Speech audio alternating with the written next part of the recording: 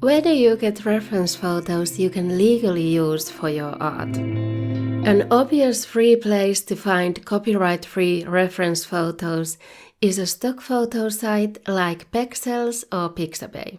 You don't necessarily even have to sign up for these sites, and you usually don't have to give credit unless you want to.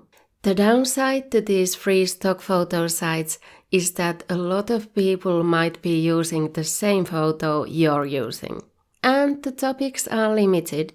You might not find exactly what you're looking for. And sometimes people upload other people's photos on sites like these that they don't have permission to re-upload. If you want to, you can use reverse image search to see whether the image you chose is found elsewhere on the internet and whether it may have been re-uploaded from somewhere else.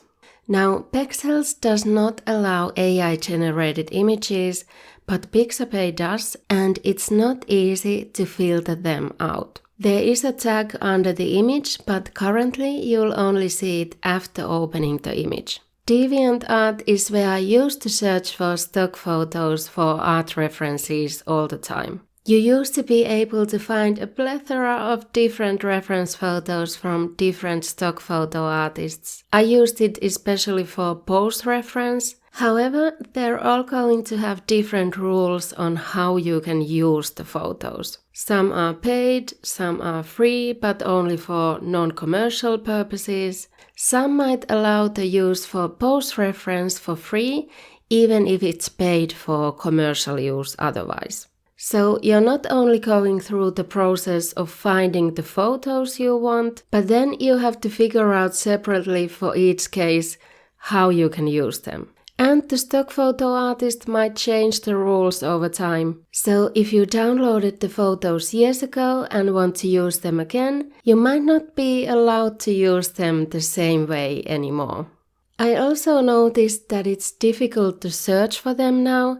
There isn't a category for stock photos on the front page anymore, but you could try finding them in stock photo groups. You might also be able to get a free trial for a paid stock photo site and get to download a certain number of photos for free and be able to use them anytime. I used one for graphic stock, which I think is now called Storyblocks, but I'm not sure they have the free trial anymore. Some art groups online might also share reference photos together. The best way to get reference photos no one else has is to take your own.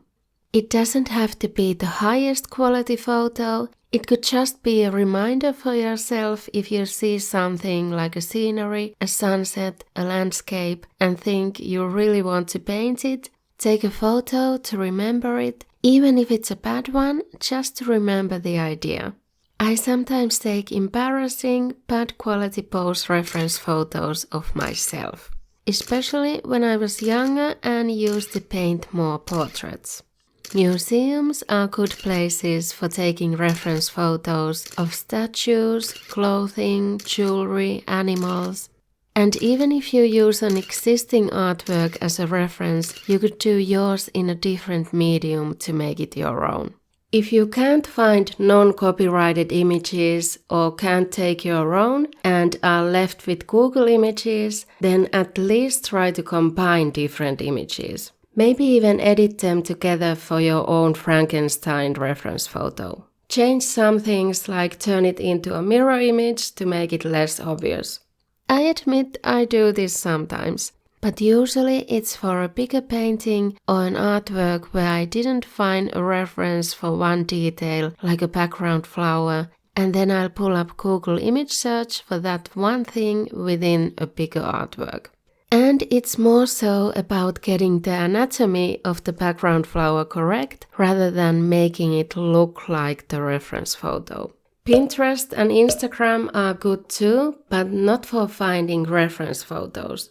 I use them for finding and saving ideas. You can keep them in secret boards on Pinterest or save them in collections on Instagram for future use. I tend to collect a hidden Pinterest board for a painting or a series of artworks based on a topic or style, and then pull different things from those to my own painting or drawing. Maybe a color scheme from one, maybe the style from another, maybe some detail from a third one, but I don't use them as a full-on reference.